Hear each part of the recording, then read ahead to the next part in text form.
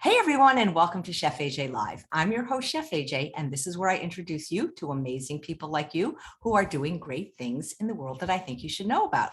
Well, this week we are featuring all health professionals from the UK. We're calling it UK Lifestyle Medical Week. And today's guest is Dr. Sue Kenneally. Please welcome her to the show. It's very nice to meet you. Oh, AJ, it's so fabulous to be here. Thank you so much for having me. It's an honor. Oh, my pleasure. The honor is all mine. I love meeting people from all over the globe that are doing great things in the world with lifestyle medicine and plant-based diets. And I'd like to know how you first discovered one and how long you've been following one and teaching it to your patients. Oh, that's a long story, so I'll try and keep it summarized. It started really when I started studying my degree in nutrition. I had already been to medical school. And when I settled down into a long-term job, talking to people day in, day out, month in, month out, I realized that what they eat is critically important. So I thought, well, this is something I don't know about. I'd better go and learn about this. So off I went back to university, as you do, and got myself a degree in nutrition. And that was all well and good. But during that time, I started to think, well, the lectures that I'm hearing are telling me all about why we need to eat plants. I completely understand why plants are so important. What I'm not hearing is why animal products are so important. There were one or two lectures maybe with some, benefits to some extent, but the message really wasn't that strong. So I started looking into animal-based diets and plant-based diets. And you know as well as I do, if you start looking on the internet and you type things like plant-based diets into your favorite search engine, it's not very long before you come alongside names like Dr. Michael Clapper, Dr. Neil Bernard. This was 15, 20 years ago. I think it was all just starting out then.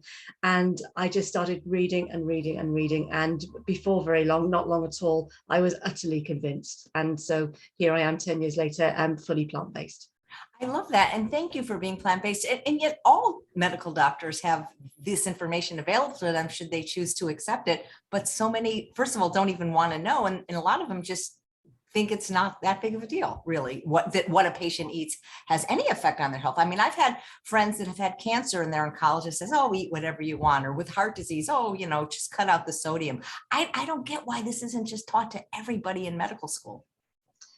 No, it's a frustration for me too, and it's something that I'm trying to change here in the UK. It's something that we are working on. It's been identified as something that is a problem, but certainly when I was in medical school, which was longer ago than I want to think about now, I think we had like 3 lectures on it in 5 years. It's the dietitian's problem. If somebody's eating rubbish, you send them to the dietitian, you don't talk to them yourself.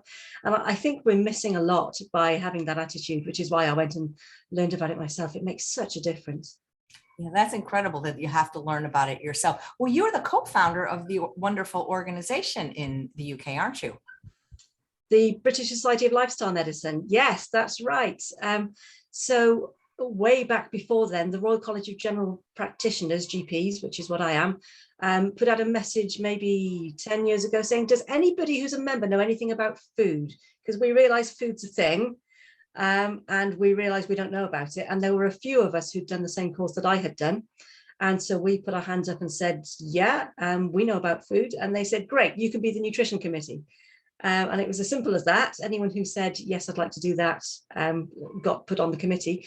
And from there, the Society of Lifestyle Medicine was born. Obviously, it's not just about diet, it's about exercise and stress and pollution and all sorts of other things as well. But diet is a big part. And as we formed that network and just grew it, it's naturally evolved indirectly into what's now the Society of Lifestyle Medicine. And it's a joy to be there. That is awesome that you co-found. Who did you co-found it with? The person who contacted me is pretty well known in the UK. She's Dr. Zoe Williams. She is a GP, but along the way, she was also a gladiator. Have you seen the TV program Gladiators? I think you have it in the States. She was one of those for a while. And she's quite well known on the UK TV as well, and probably in the States to some extent, for promoting healthy lifestyles. And she messaged me and said, hey, we're doing this thing. Do you want to get on board? So, of course, I said yes. That's wonderful. Maybe she'll come on the show sometime. I love when people create things. What is PBHP UK and PBHO? Okay, PBHP UK is Plant-Based Health Professionals UK. And that was founded by my lovely friend, Dr. Shireen Kassam, a few years ago now. And we exist as an organization trying to promote plant-based nutrition and lifestyle as a means of achieving optimal health here in the UK. And we want to reach the general public. We have lots of fact sheets on our website and things like that that are freely available for people to download. And if you're a member of the public, you can download it from our website direct. What we also try to do is persuade our colleagues that they need to download them and hand them out to their patients. And I know a lot of my colleagues now do this, and they say, oh, they're so helpful, they're so useful. It's something for the patient to take away. It's just a really useful resource. And of course, it's all evidence-based, and it's all really beautifully made, not by me. I'm not particularly visually creative, but we have people who are, and they make them beautiful. So we're quite proud of them. But more and more, we're trying to put on educational events. We've had day conferences. It's just getting word out there that nutrition in particular really matters when it comes to your health. Absolutely. And PBHO, what's that stand for? Plant-based health online. That is my current passion. It's an organisation based in the UK where we can give virtual lifestyle consultations to anyone who wants them. So you can log onto our website and book a free inquiry call if you'd like. That's the first 15-minute inquiry call is always free because we want to talk to you, just have an informal chat first to make sure we can really help you before you commit to anything. And then assuming that you want to work with us, we have a team of health professionals. We're all plant-based. You don't have to be following a plant-based diet in order to access us. We will work with anyone because it's about you, the patient, or you, the consumer. It's not about us, but we are a plant-based organisation. And what we love to do is steer people in the general direction of a more plant-based diet and generally healthy lifestyle. It's not just about nutrition. It's about the exercise and the stress and the sleep and your environment and your relationships and everything. We take a holistic approach. And what we're trying to do is just help people achieve their health goals. It's about them. It's what they want to do. We're just there to help and advise. Does one have to live in the UK to take advantage of this, or could they live anywhere if it's a virtual thing? We have a number of limitations because of insurance, but it's not just a UK thing. No, to some extent, we can give advice fairly globally. So if in doubt, just check in with the website and we'll be able to tell you. But yes, we're certainly an international organisation for sure. That's wonderful. And I know that you have a special interest in weight loss and that it says you're a SCOPE certified member. What does that mean? Right, SCOPE. SCOPE is a weight management charity set up by health professionals for health professionals, because what we were just saying a few minutes ago about how, wow, I can't believe that doctors aren't taught about nutrition. They're not taught about weight management either. But it's something that I've come to really somewhat obsess about, I think. And so other people before me had realized that this was a problem, that doctors just don't know about weight management, because 30 years ago, it wasn't a problem. We didn't have an obesity pandemic back then, but we do now. So times have moved on, and SCOPE aims to train other healthcare professionals in the management of weight management. So things have moved on slightly since then. I've actually recently agreed to take on their leadership program. So I'm hoping that one day I'm going to be one of the leaders of the organization too. But they do a phenomenal international work. I've got partners in Brazil and Ireland and the States and a number of other countries too, Malaysia, developing friends and contacts in all those nations. And we do a great work educating other healthcare professionals about why it's so important that you need to manage your weight. Well, is obesity as bad in the UK as it is in the United States? Well, they say that when America sneezes, the UK catches a cold. So no, it's not as bad, but 10 years from now it will be. We're always consistently 10 years behind you. And I remember this from a trip to Florida 20 years ago. I said to my husband, look, you can see the teenage girls here have pot bellies. We don't have that in the UK. I'm telling you now, 10 years from now, they will. And my husband laughed at me. And 10 years later, I said, look, there they are in the UK. Do you remember? And it's absolutely true. So we know we're following you. And it's not about UK versus US, is it? We're a global population and we need to be helping each other.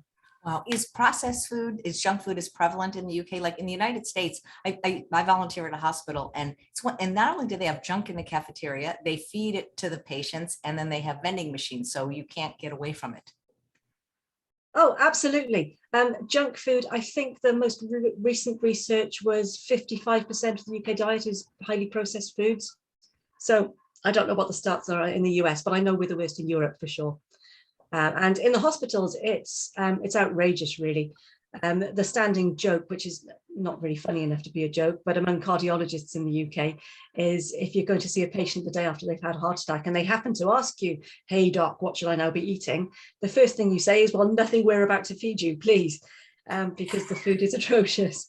And that's something we'd like to address as plant-based health professionals UK. That's on our agenda. We haven't got to it yet, but we need to do something about that for sure. That's so funny. I love that. Nothing that we're going to feed you in this hospital. That is Yeah. great. And in your title, it says you're also a nutritionist. So that was the separate training you had after you found out about plant-based diets? That was how I found out about plant-based diets. That was the degree in nutrition. To be a nutritionist in the UK, you can just pay a few pounds and do a one-day training course and call yourself a nutritionist. But there's a regulatory body called the Association for Nutrition, and they have accredited degree courses that you have to have done in order to officially properly call yourself a nutritionist and be what's known as an associate or a registered one. And I'm one of those. I'm a real one. That's fantastic. Did you yourself ever struggle with weight problems? Yes. Yeah, absolutely. But part of what I do when I give talks about how to manage your cravings and the benefits of a plant-based diet and the importance of fruit and hydration, one of the things I often say to people is this isn't pie in the sky science. This is actually what I do myself to manage my own weight. I come from a particular part of the UK where obesity genes seem to be particularly prevalent and particularly vocal. So yes, I have to watch my own weight very, very carefully. If I deviate from a whole food plant-based diet very far for very long, it doesn't take long for the pounds to come back on. I must say I'm always plant-based, regardless of what I'm eating. But I have the same physiology as anybody else. So those treat foods are out there and we like them. And sometimes they sneak in and sometimes they sneak in more than they should. And I notice it straight away. Within a week, I've put on a few pounds. So yeah, absolutely. I know what people are going to. I think that's one of the most encouraging things I can say to my patients, because they look at me and say, "Well, what do you know? You're young, you're slim, you're fit, but you've never had a problem." And I have to say to them, "Well, you have no idea what I have to do to stay like this. Yeah. It's not as easy as it looks." And I know.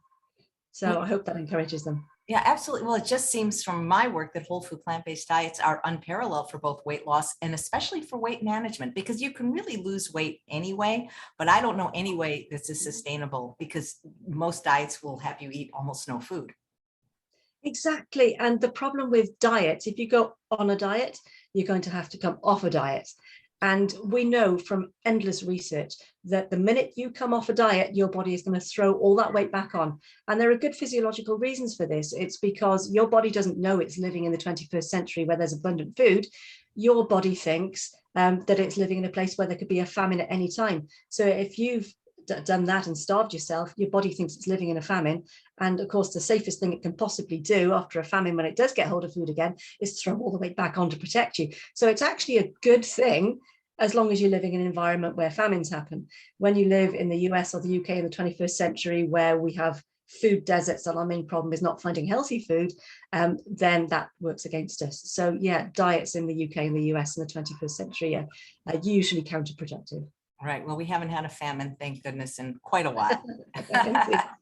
That's right, because most of human history, our ancestors struggled to get enough calories. Now it's very easy to get them and get them very cheaply as well. Yeah, and the problem with that is the cheap ones are not the healthy ones. And so it's easy to get a packet of biscuits, a loaf of white bread, really processed stuff very, very cheaply. And in the UK particularly, fruits and vegetables are the most expensive things, apart from the high quality meats and things, which we're not going to be worried about because we're plant-based. But generally speaking, in the supermarkets, the fruits, vegetables, the produce are more expensive, and it's a difficult time. Yeah. I'm wondering, one of the things I've also seen increase in the people that I know, in addition to weight, is GI challenges. And it's just, I've you didn't even hear about things like SIBO years ago. And it seems like everybody I know has one GI disease or another. Have you found that as well in any of your patients?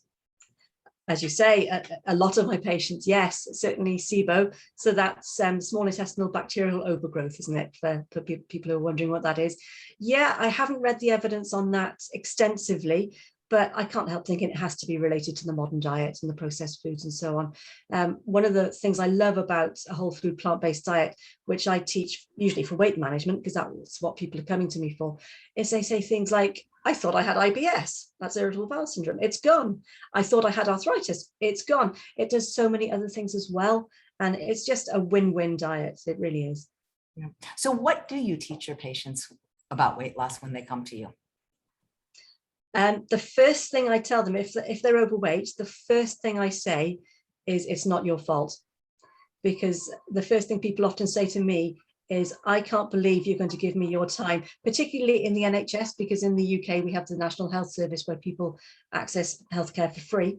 And almost every week, somebody says to me, I can't believe you're going to give me an hour of your time for free when I've done this to myself. And my first response is, you have not done this to yourself. Okay, society has done this to you. The pharmaceutical industry has done this to you. The food industry has done it to you. The way that we structure our cities and our transport has done it to you. It's not your fault. And stop beating yourself and don't have any guilt. So those are the first things I try and say. And then after that, I just talk to them about what they eat and where they want to get to. And we just talk about where the gap is in that, because if they're eating a perfect whole food plant-based diet, they wouldn't be needing to come to see me. So there are obviously there's some gap between where they are now and where they want to be. And I just work with them to get to where it is.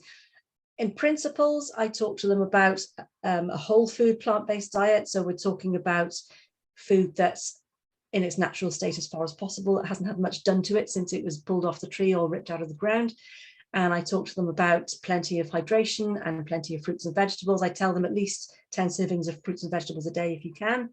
I tell them to stick to the whole grains rather than the refined grains if possible. To eat only when they're hungry. And learning when you are really hungry, if you haven't listened to your appetite cues for a long time, can be really tricky. And sometimes that's a really big thing for people to learn. And they say, but I'm never hungry, or I'm always hungry. And if that happens, well, I say, well, that's a common thing, but what's actually happening there is you're not listening to your body's cues. And I'm not judging that, because I know that can be a difficult thing to do, but that's what you need to learn. Once you've learned that, eat when you're hungry, stop when you're full or just before you're full, and try and keep it as unprocessed as possible. I think if you just did that, I think you would be fine. Well, you mentioned hydration, and that's important in general, but why especially to weight loss? There are so many reasons.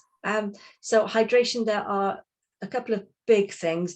Certainly water in food, so in fruits and vegetables and in things like soups and smoothies and that kind of thing. It adds bulk without adding calories. So we know from a lot of research that the main things that keep us full are protein, which we have in plant foods. I know everyone says, where do you get your protein? We have plenty of protein. Fiber, well, fiber is only found in plant foods, so we have fiber. And water, it adds bulk without adding calories. It slows down how quickly your stomach empties, keeps you fuller for longer. And the other thing, of course, is that your body doesn't distinguish very well between hunger and thirst. So if you're sitting there thinking, well, that's odd, I feel like I'm hungry, but I know that I had a really great meal only an hour or so ago, and I wouldn't expect to be hungry now. This is weird. Maybe you're just thirsty. So keeping on top of the hydration really takes that out of the equation. And that can certainly help a lot. It gives you energy and it makes you feel better. It's just generally all around a very easy win. People say, oh, I feel deprived when I can't have my burger, or I feel miserable that I have to go and do a 60-minute workout right now. But just, drink some water. That's the easiest thing in the world, isn't it? So it's a really easy way to modulate your weight. Right. It sounds to me like you're talking about calorie density, the principles of calorie density. That's part of it. That's why we love plants. So yeah, that's one of the things that's easiest to grasp about a plant-based diet. And that's one of the things that is easy to explain too. So for those who don't know, calorie density is simply how many calories there are in something. So whether it's a mouthful or a pound or a kilo, or however you manage volume or weight of food. So let's say a calories per mouthful. If you're eating, say, chocolate or oil, or not that you would eat oil, but say you drank oil, those have a lot of calories per mouthful, lot of calories per pound. You can fit an awful lot of that into your stomach until your stomach starts telling your brain that it's got enough food, thanks, and it's kind of full now. Whereas if you're filling yourself up with particularly the things with the least energy per mouthful, so particularly your leafy green vegetables, those are the lowest energy density of all, or your berries or your fruits, those kinds of things, you can fill your stomach up very, very quickly on just 100 or 200 calories. And that makes a huge difference, because we know from research from 10, 15 years ago now, that each of us as individuals eats about the same weight of food every day. So AJ, you and I will eat a different weight of food each day, but for each of us, it'll be the same day to day. And so if you're eating 3 to 4 pounds of really energy dense food like burgers and chips and pizzas and things, you can easily pack away 4,000 or 5,000 calories without really trying. If you stick to the low energy dense foods, so fruits, veggies, legumes, whole grains, it's very difficult to overeat. Yeah, absolutely. You had mentioned protein. Is it as prevalent in the UK as it is here, where people still ask that question, if you eat plants, where do you get your protein? All the time. I'm really quite proud that through Plant-Based Health Online recently, I actually met someone who didn't eat enough protein. I didn't think it was possible. But in their case, it was because they actually weren't eating enough calories. They were only eating like 1,000 calories a day, and they were a young, strapping, tall man, needed about, double that or more. But no, it's crazy, isn't it? We know that in the West, particularly, if you're eating a healthful diet, and you're eating enough calories, which is important, you are automatically eating enough protein. You have to try really hard to not eat enough protein, as long as you're eating enough calories, for sure. Yeah. You mentioned, some of your patients say, well, I'm always hungry, or I don't know if I'm hungry. So how do you teach them to regulate their appetite if those are both extremes? And it's interesting, because I think that when people eat the right food, those things don't happen very much. Exactly. So the first thing that I say to them is take a break, do a fast, for even if it's only a fast for 6 to 8 hours, just stop and listen to your body and let yourself actually get hungry, because whatever you're feeling at the moment, it isn't hunger. It's going to be something else. So whether it's a craving, or whether it's depression, or whether it's anxiety or something else, whatever you're feeling isn't actual physiological hunger. So go, best part of a day without eating, and learn to find what hunger is. And once you find that, that's what you need to be looking for. And once you've found it, you'll probably find that you've realized that you were feeling it a few hours ago, and that's the one you need to be looking out for. Don't listen to the anxiety or the craving or the whatever else it is that you're currently listening to.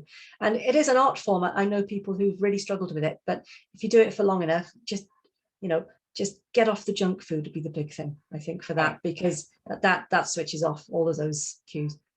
Well, I think there's a difference between hunger and appetite, because if you're hungry enough, you'll eat an apple. If not, you want apple pie.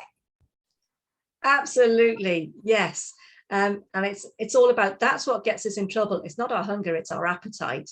And one of the things that we have that's a real problem is our food intake is regulated by two systems.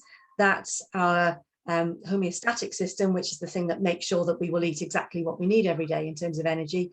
And then there's our appetite and pleasure system, which can very easily override all of that. Which makes sense if you think about it. Back in the days when we used to face famines, your drive to eat needed to be stronger than your drive to not eat. Otherwise, you probably wouldn't bother to eat very much, and then you wouldn't live very long. So again, this is another example of where our instincts and our physiology have served us historically, but in our modern society, they're working against us. Appetite's a good thing. You just need to know when to switch it off. You know how I know if I'm really hungry is if I'm willing to eat my least favorite vegetable prepared in my least favorite manner, then I know I'm hungry.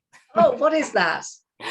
Well, celery. I really just don't like celery. And, because I think of, I think of all the years of dieting, it was like, that's what you ate. And it's like, I just don't like it. But if I'm hungry enough, I'll eat it. and my least favorite way would be like braised celery or something like that. I think I Oh, don't yeah. necessarily make it, but I think in my mind, well, would I eat that? And if I'd eat that, then I guess I'm hungry. I love that. I think I'm going to steal that if that's Yeah, okay. or it doesn't have to be vegetable. If you're willing to eat your least favorite food prepared in your least favorite manner, then you're probably hungry. I always say to my clients, if you're not hungry enough to eat vegetables, you're probably not hungry. Yeah, absolutely. That's one of the things I use for sure. Yeah, fruits or vegetables. Apple's a good one actually, because that's not too much of a stretch. If you say to people, if you're not hungry enough to eat broccoli, people get suspicious, or they do in the UK. But if you say an apple, that's nice and safe. Yeah, absolutely. It's like, do you want carrot? You want carrot cake, Absolutely. Yeah. Can you talk about some of the epigenetic changes that have occurred in recent years, and maybe what is epigenetics in case someone is not familiar with that term? Yeah, absolutely. So epigenetics, it's a relatively new field of research. We all know we have genes. So this is me naturally. I don't color my hair or change anything about myself. So I was born with roughly this color hair, these color eyes. That's fixed until this goes gray. There's not going to be anything I can do about that. But there are lots of genes in our body where you can kind of negotiate that they're there. You can't change your DNA, but genes can be switched on and off. And you can switch good genes on, you can switch bad genes on, you can switch good genes and bad genes off. And the main way that you do that is typically through lifestyle. So there's a lot of evidence emerging now about diets in general and lots of things, stress, exercise, all the things we talk about all the time. I don't know if this is starting to sound repetitive, but in many ways it's good that it does, because it's all the same thing. And a healthy diet, particularly a plant-based diet, can really help to switch on all those healthy genes that are going to help you to have less risk of disease, to manage your weight more effectively, control your appetite better. They're everywhere. And a plant-based diet is one of the most effective at making sure your epigenetics are switching on all the good genes and as many as possible of the bad genes off. So it's a win for sure. Yeah, absolutely. What do you think about food addiction? Because some of the doctors in the United States, dismiss it, and others are like, yeah, that's a real thing. It's not really food addiction. It's the refined and processed foods. I absolutely believe in food addiction. So I don't know. I've never thought about it in terms of, is it just the processed foods? I suspect it probably is. But, we know that food acts exactly like a drug. We have the pleasure center in the back of our brain that's like a little circular motorway of pleasure whizzing round and round and round, with lots of little entrances and exits around it, which is why it's like a motorway or an interstate, I guess you would say. And we know, for example, that sugar behaves in a very similar way to cocaine. It's obviously not as addictive as cocaine, otherwise cokeheads would just use sugar. But sugar can be highly addictive. Salt, highly addictive. Fat, highly addictive. And again, there are good reasons for this. If you look at naturally occurring sources of fruits, of sugar, I've given the game away, back before we processed everything, the only place we could access sugar was in fruits and vegetables. We're supposed to go absolutely crazy for fruits and vegetables. They're supposed to be our sweet treats, but we've done what humans do, and we've taken the sugar out and we've put it in cakes and biscuits. And so now we eat those. And like any other addict, once you get a taste for those, the naturally occurring stuff just doesn't hit the spot anymore. And so that's when you become an addict, because you need a higher hit of your drug of choice in order to get the same reward. Same with fat. Back in the days when we were, again, facing famines, if you found a fat source, you needed to eat it. And one of the big ways that your body gets you to do that is by making it addictive. And same with salt. It's the same argument all the way through. Food addiction is a genuine physiological basis, and I see patients with it all the time. And one of the things that I often talk to them about, they come to me and say, well, can you refer me to a surgeon so I can have weight loss surgery? And I say, well, I can, and maybe down the road I will. But that means, you've been using food. You've just told me that you've been using food for years because you're grieving, or you're lonely, or you're stressed, or you have other things going on, and food is your drug. And I'm going to tell you from 2 weeks from today, because you're going to have surgery, you can't have that drug anymore. How's that going to feel? And they go, yeah, don't refer me for surgery, doc. I can't live without it. Food addiction is absolutely real, for sure. Yeah, that's it's just it's so many people suffer with that. Yeah. It's the prevalence is incredible. You know, Yeah. I heard once from a GI doctor that it's almost like their microbiome changes, and it's like their microbiome also like requires that now, you know, just to feel normal. Oh yeah, absolutely. Microbiome, I think that's again something that we're going to learn more and more about over the next couple of decades. It makes such a difference. So the microbiome, if people don't know, is our gut bugs and the bacteria that live in your stools, in your intestines, affectionately known in the UK as the zoo in your poo. And they look after you, you know, like this bacteria on your skin. They're part of your body's defense mechanism. And as we keep harking back to years ago, we would change our diet rapidly from day to day. So maybe we live on the nuts and the seeds and the fruits and the veggies. And then somebody from the tribe would come home with a big animal kill. And so we'd all live on that for a while. And in order to process those different food types, you need completely different types of bacteria. And so bacteria are very good. When they're not needed, they sort of die away. And the ones that are needed sort of flourish. And then when the diet changes back, the reverse happens. And so your microbiome can change very quickly in a matter of only a few days, according to what foods you eat. And yeah, you guessed it, the one that gives you the best microbiome, the best diet is, of course, the plant-based diet. Your friendly gut bugs, they love plants. They'll process meat products, of course they will. And then that'll do things like create TMAO, which is a noxious substance that has been shown to increase your risk of heart disease, possibly weight as well. But when the ones that love the plants are around, that they just make your body a happy place to be. So love your gut bugs. Yep.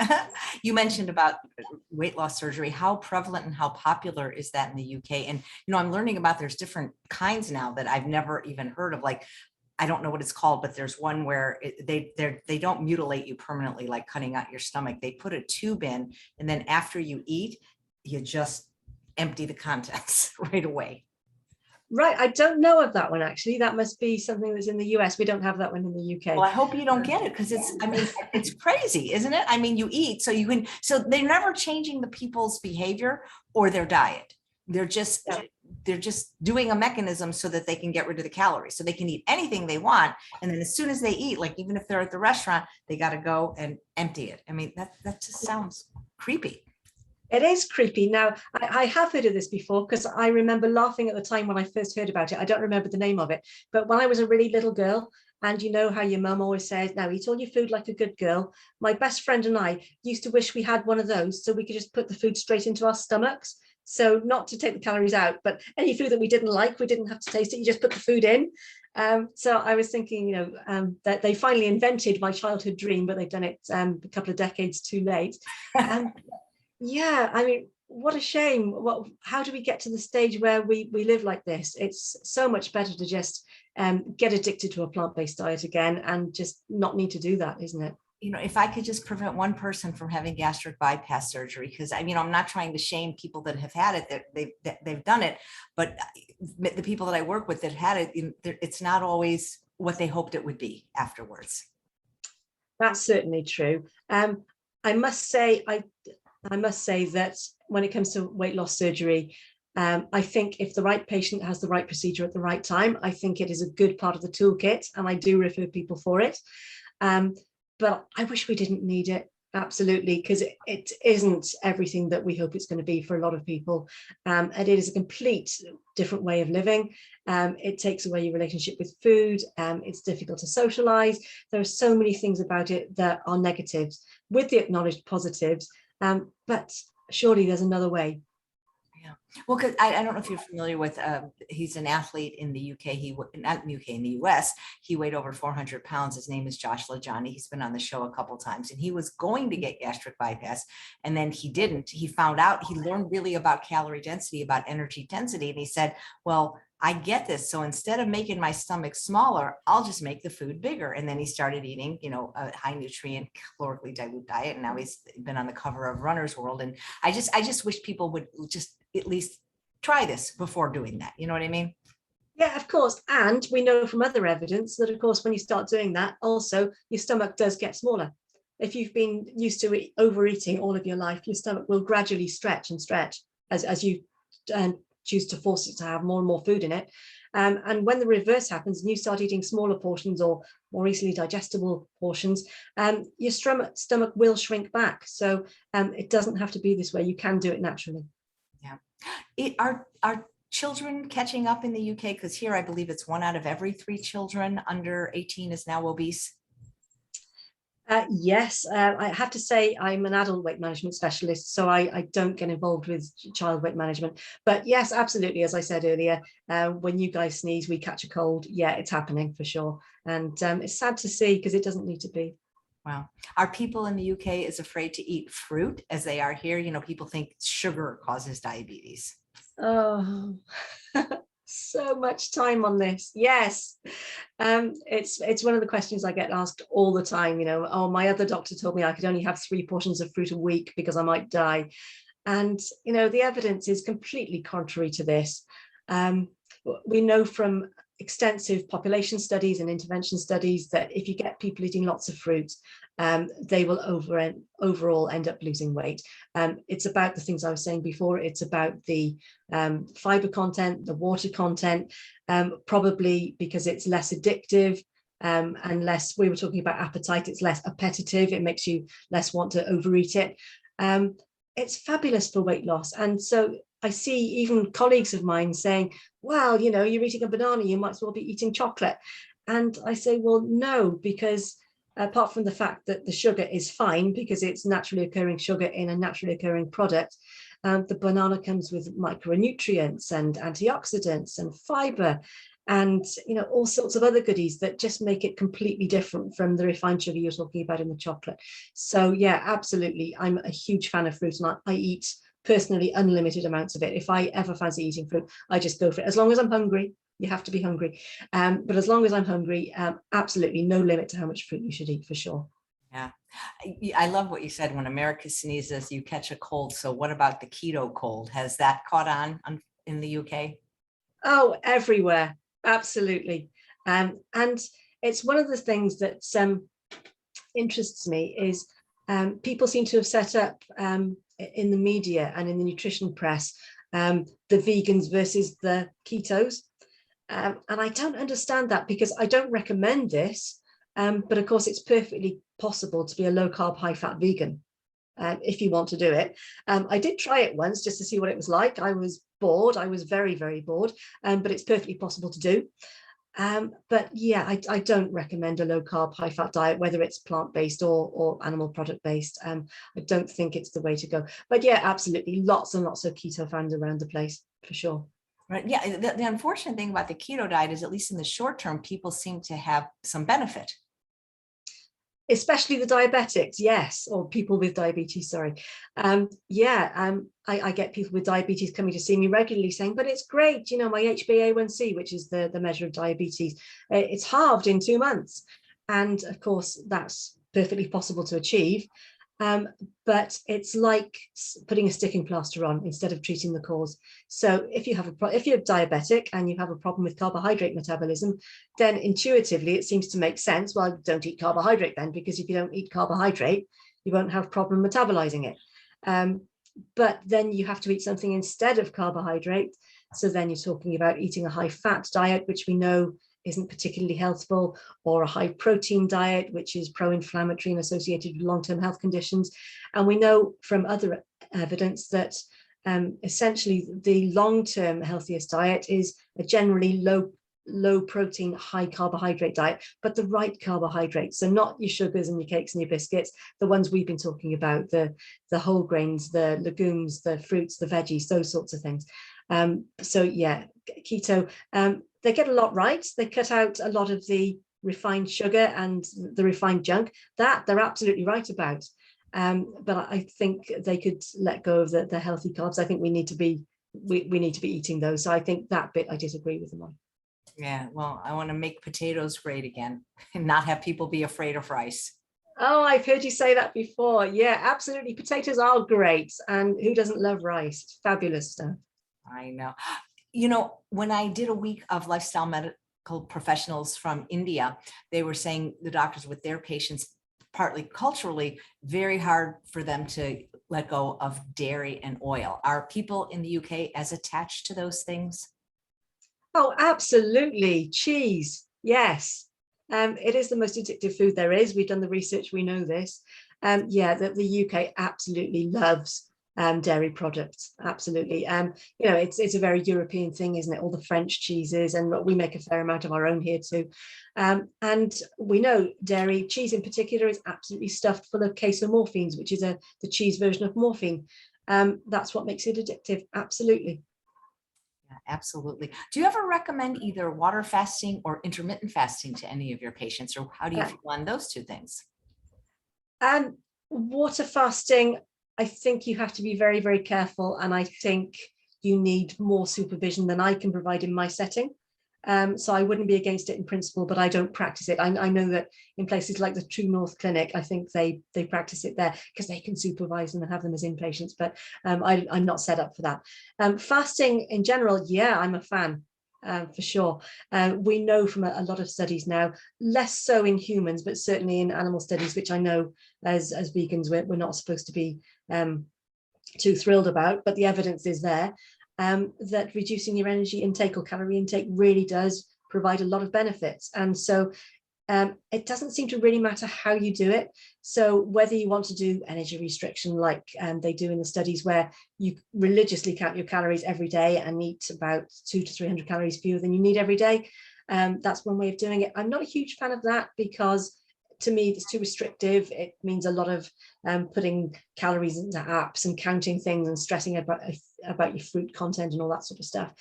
So less keen on that.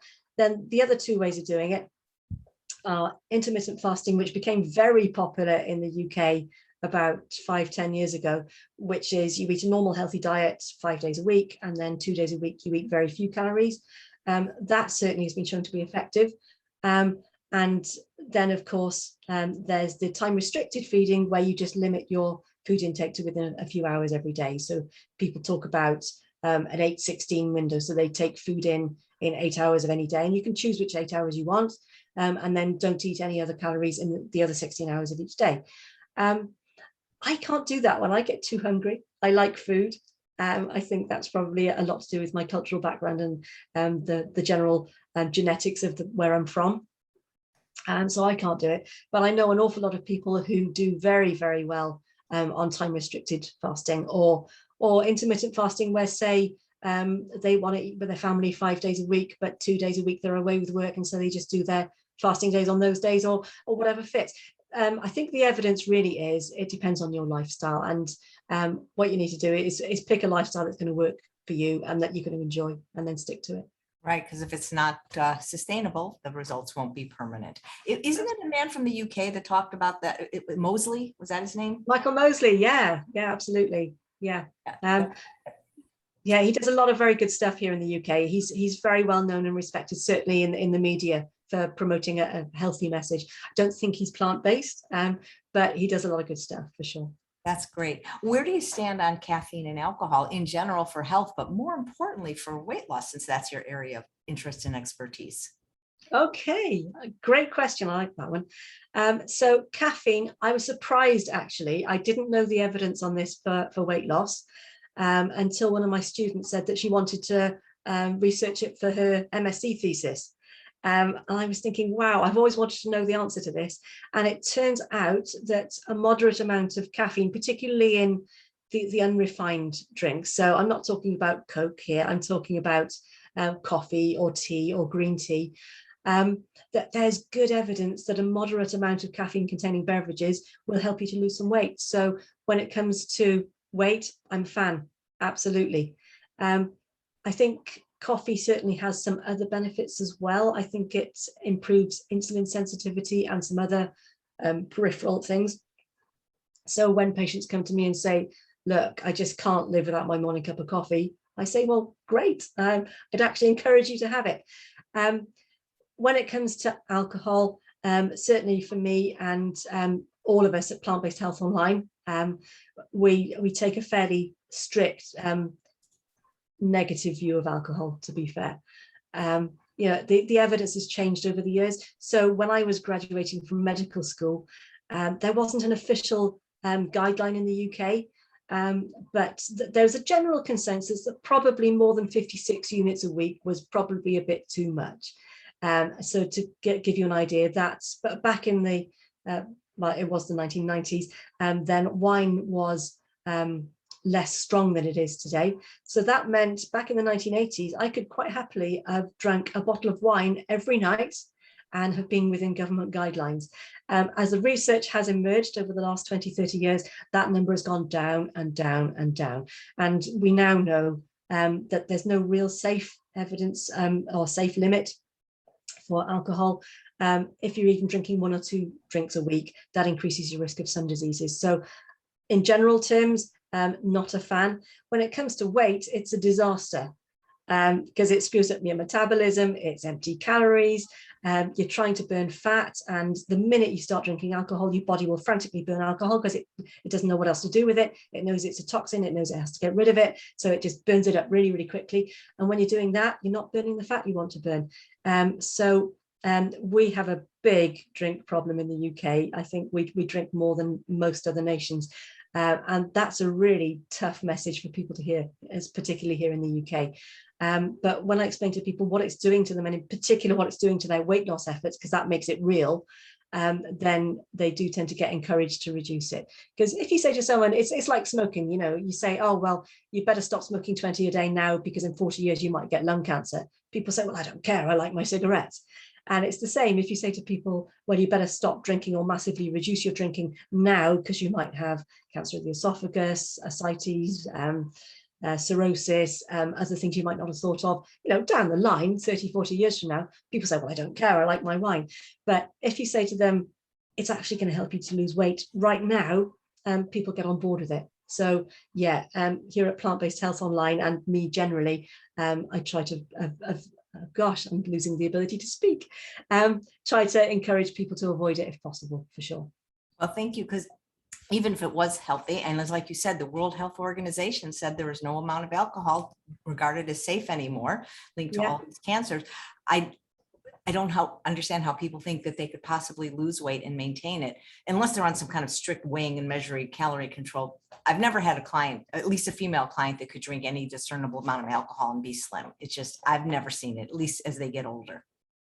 No, exactly. I mean, my drinking over the years has probably followed the government guidelines up until, you know, the last 10 years where I thought, hang on, this is silly. But, you know, back in my 20s, when I could run around like an idiot and I had a very active job and I was going to 5 aerobics classes a week, I could drink whatever I wanted to, and it wasn't very much even then, but I could do it. But yeah, in real terms, I don't think you can realistically lose weight and drink any sensible amount of alcohol, for sure. It's just not necessary. Well, it's almost as calorically dense as oil. I'd never thought about that, but yes, it is, absolutely. And I can remember counting it up years ago when I did used to enjoy drinking rather more than now. And I put it all into an app one day, and I thought, my goodness, my 2 glasses of wine on a Saturday night, that's a macronutrient. You know, I worry about, am I getting 15% or 20% of my calories from protein, and how much am I getting from fat? And here I am not even thinking about the alcohol, and that's, 300 calories right there. That's, a sixth of my daily intake, and I'm not even thinking about it. So when I realized I was using it as a macro, it had to go, for sure. When you mentioned coffee and tea, isn't it important what they put in it or don't put in it, especially for weight loss? Because a lot of people put a lot of cream and a lot of sugar in their coffee and tea. Absolutely, yes. So coffee has weight loss benefits for sure, but like anything else, it's not magic. So if you put a ton of cream and sugar in it, it's not going to help you. The big win, if people don't know about this, is green tea. I don't know if you have fat binders in the States. I'm sure you do. In the UK, it's called Orlistat. It's a drug you can take that you swallow it with your food, and it takes some of the fat straight through you. It doesn't stick to your hips. Doesn't it cause diarrhea? Does cause diarrhea, yes. If you anal leakage, as I said, I think I read on it said it causes anal leakage. That is not a very pleasant side effect if you leave your house. No, exactly. So I like that because what it does is it teaches you where the fat is in the food that you're eating. So people will say, well, I thought I was safe with this meal. I had no idea it had fat in it. And there I was with my anal leakage. and they really didn't appreciate it. But green tea has a very mild version of that in it. So if you drink green tea instead of coffee, then you're actually getting a positive with your weight loss for sure, because it's got the fat binder in it as well as the caffeine. So I recommend green tea to my patients. Yeah, and I've heard a lot of benefits for even people with cancer. At least I've had people on the show that talked about the possible benefits of green tea and breast cancer, at least. So that's also very cool. Let's see. How do you help people manage cravings? Are they inevitable? They are for most people. I have met a few very, very blessed people for whom food is fuel, and they just they get up every day and they eat because they have to, and it gives them no particular pleasure. Now, I think they're missing out on a lot, but I think they're truly blessed, because that means you can just change their diet as you need to, and they don't really care because they'll just eat it because it's food. But for most of us, we don't have that physiology. We have the craving version, and we have pleasure centers in our brains, and they activate themselves and they send us cravings. So the first thing is, I say it's a three-step process, and this isn't my teaching. This is from dialectical behavioral therapy, DBT, is the principles I use with my patients. So the first one is to try and sit with the craving and acknowledge it and think, where's it coming from? You know, why am I craving this now? What's the situation? Am I stressed? Am I lonely? Am I anxious? You know, what's going on? And having the craving and knowing that you're not going to give into it can be quite distressing. So what we talk about is distress tolerance. You feel the distress of having the craving, knowing you're not going to give into it, and you just tolerate the stress and just sit with it. And after about 20 minutes, the craving will go. Promise you. And I worked with a lady recently who was in her 60s, and she said, "Are you telling me cravings go?" Because in 60 years, she'd never tried to resist a craving. But yeah, if you sit with them for about 20 minutes, cravings will go. So that's phase one. And if you can do that, all well and good. And the more you do that, your brain will learn not to send you cravings, because it learns that you don't respond to them, which is great. So the second one, if you can't sit with it and acknowledge it and say, yes, brain, I'm hearing that you're sending me cravings. I'm not giving in to you. Please stop talking to me. If you can't achieve that because you've had a particularly bad day, or the food looks particularly delicious, or whatever, then the next thing is distraction. Distraction. Doesn't matter what you do, as long as it's healthful and not dangerous for anybody else. So whether you call a friend, or you look on social media, read a book, go for a walk, put your head out of the window and scream, doesn't matter what you do, distract yourself. And eventually after that 20-30 minutes, the craving will go. Yeah, absolutely. That sends the message well as well. And the big one, which people don't appreciate, I think, is walking the middle road, which is, on the one hand, you had the perfect, lovely, healthful green salad you were planning to have, and deep down, you just want a pizza.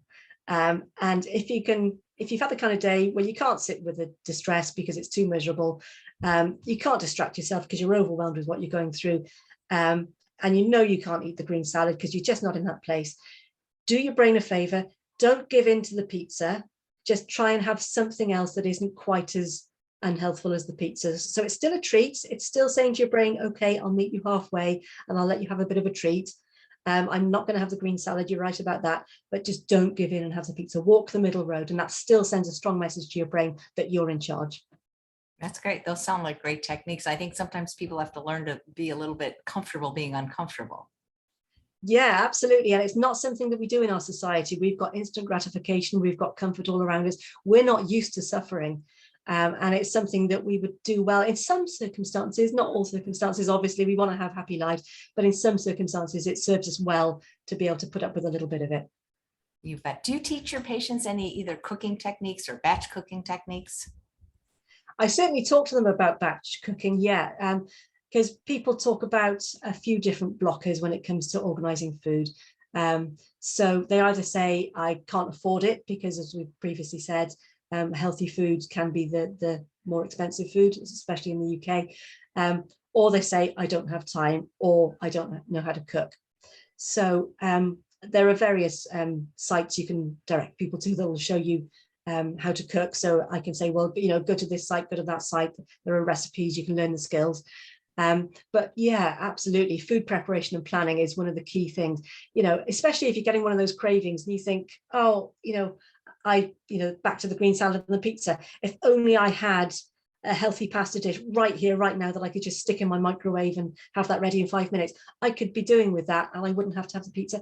If you've got that there, then that's an option to you. So I always talk to them about having a fully stocked food cupboard if they can, assuming that they have the resources, and having healthful meals packed away. And if you're tight on time, we all have some time in our week when we can be preparing food. It may not be when you're hungry or when it's the right time to be eating, but we all have some time.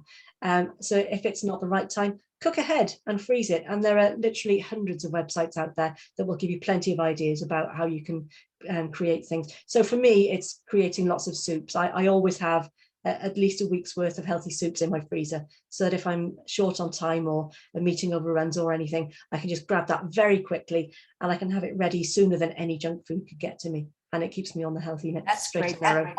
That's been my secret to weight loss success is having a clean environment and always having food ready. So that's great that you also do that. Yeah. What one of the things our viewers love to know is what our guests eat in a day. Okay. Yeah, I can certainly tell you that. Yeah, just to finish off what we were saying before, it's about making the easy choice the healthy choice. Make it difficult to get the junk. Yeah. So what do I eat in a day? It really varies, depends what I'm doing. So if I'm getting up first thing in the morning and going for a workout, I'm a CrossFitter. So if I'm going to go and do a CrossFit workout at 7 o'clock in the morning, then I can't do that on an empty stomach. So I will have some fruit salad or something like that, just to have something to digest. Other than that, I do, to a certain extent, practice the time restricted eating. So I don't eat until I'm properly hungry, which is usually about 10:30 a.m. And then we'd be looking at some sort of porridge with fruit in it, or a big fan of chia seeds puddings. So chia seeds, plant-based milk and fruit mixed up together. Or maybe just a fruit-based smoothie, something like that. Then lunch, I try and make it, depending on the day I'm having, a big raw salad if I can. Failing that, one of my frozen soups, because maybe it takes time to make a big raw salad every day. And sometimes my days don't always work out like that, but certainly a big healthy soup if that's not available.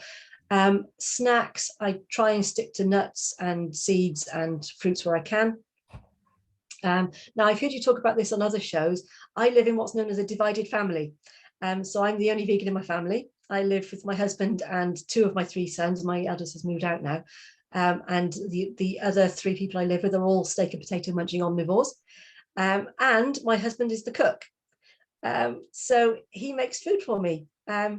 When I first decided to become fully plant-based, I would have a stock of things in the freezer. So when they were having, say, a curry, I would have a plant-based curry. And when they were having, say, a cottage pie, a beef and potato pie, I would have a lentil and potato pie ready to go. And so I'd say to my husband, look, when you're cooking this, please defrost this meal for me. But after a few months, he said, you know what? You're my wife. I love you. I want to cook for you. So now he does the cooking. So we have traditional family meals in the evenings, and it's just a plant-based version of whatever they're eating. He makes one of those for me. What have they not seen any of the films like Forks Over Knives or Game Changers? They just have no interest. Well, my husband and I, we were front row, middle seats, opening night of Game Changers. And my husband was vegan all the way home in the car. And then we got home. You have such a wonderful sense of humor. That is, wow. So we do eat some vegan meals, and particularly if the kids are with my parents, which they do a lot. My husband sometimes, I think more out of lack of enthusiasm than anything else, really doesn't have the energy to make 2 meals, so he'll just make 1 vegan meal. And I'm trying to achieve this by stealth. So I've done things like discovered an amazing plant-based chocolate cheesecake recipe that's full of all the kind of things that we say we shouldn't eat and all the kind of things we just talked about. But I give it to my kids and say, look, vegan food's okay. Your favorite food is cheesecake. Here's one that's vegan. So I'm trying to win them around that way. And it's a long game. Nice. Great. What do you do when a patient's not losing weight? Do you have them keep a food journal and ask to see it, or how do you deal with that? Okay. That's an interesting one. It really depends what the problem is. Sometimes they know. Sometimes they go, oh, I fell off the wagon, doc. You know what it's like. I went on holiday, or it's been the holidays, or whatever else. I really ask, have they been sticking to the plan first? Sometimes if they think they haven't been, then I say, let's see a food diary. But I found over the years that tends to be a bit of a barrier. Patients, you say, oh, go away, like a food diary, 2 days during the week, 1 day during the weekend, write it all down, take pictures of it, send it in to me. And they don't tend to get round to doing it.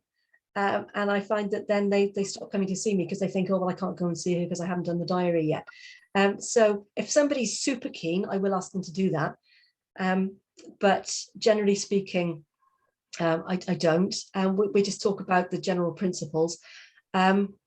And the main thing I say is stick at it.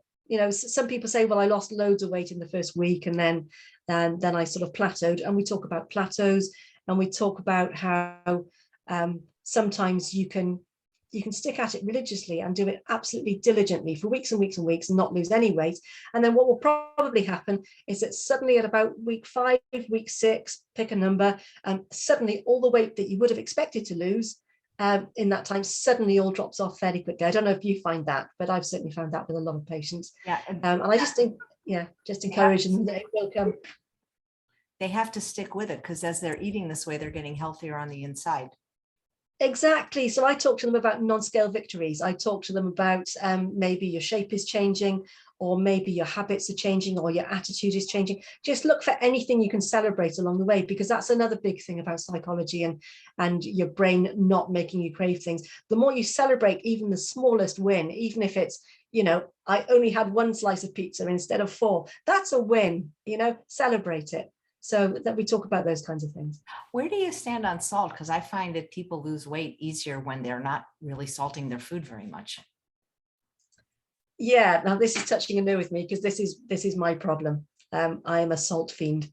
I can look at every cheesecake in the world and not worry about it. But you show me a bag of crisps or potato chips, I'm in trouble. So salt, yeah, absolutely. It's one of the things that makes us overeat. So strictly speaking, we should all try and eat less salt. It's not good for us. It increases our blood pressure, increases our appetite. That's the big problem when it comes to weight. And your taste buds change with you. So if you stop adding salt and if you start choosing foods that are naturally lower in salt, eventually, like anything else, your preferences will change. For me, it's a particular problem. I've managed to get my salt preferences down a little bit, but you will find over time it will get better. So yeah, try to reduce the salt if you can. It's really important. And how much do you stress things like sleep and exercise to your patients in general, or especially those that are wanting to lose weight? Okay, sleep, I definitely stress. I remember saying earlier, we were talking about how drinking water every day is really easy to do, and it's an easy win when it comes to weight loss. Sleep is another big one. I mean, who doesn't want to be told to spend more time in bed? Fantastic. If you're a night shift worker, if you're a carer, if you have small children, it's not always easy. But other than that, unless you have something like chronic pain or a medical condition that keeps you awake, who doesn't want to be able to spend 8 hours a night in bed trying to get some sleep so they can weigh less? I mean, that's fantastic. So I always tell people that sleep's important, because it changes our physiology, it changes what we want to eat. It makes it easier to lose weight. It makes it easier to make healthy choices because we have more energy. It's just a general win. So I definitely major on that. And then exercise, I've just told you I'm a CrossFitter, I'm a fan.